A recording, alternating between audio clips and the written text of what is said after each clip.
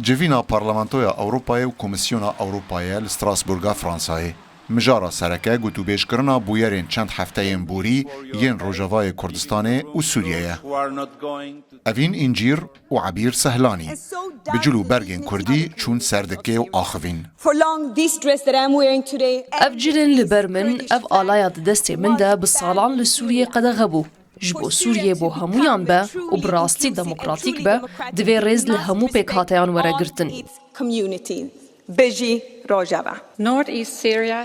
پارلمانتر آلمانیای ویولا وان کرامان گوت کو جبر شر و آلوزیان زیده 170,000 کس کوچبر بونه. عبیر سهلانی و چند پارلمانترین دن رخنه تند لکومیسیون اروپایی گرتن. کود همان روژا ایریشی حسده هات گرنده 600 میلیون اورو دابو حکومت احمد شرع. ایرو از بجلو برگن کردی هاتم دا کو ریز و پیزانین نشانی کردان و جنن کرد بدم. جبر کوان جبو آزادی باجک مازن دا.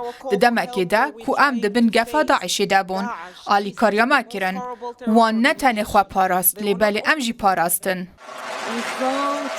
بریاره روژا پنجشنبه 12 سباته پارلمانتوی اروپای دنگ لسر پروژه بریاره بده کته ده آگربستاد نافدار حکومت سوریه و هیزن سوریه دموکراتیک ده وره چسپاندن و آلیکارین لزگین بگهن کوچبرین روژاوای کردستانی.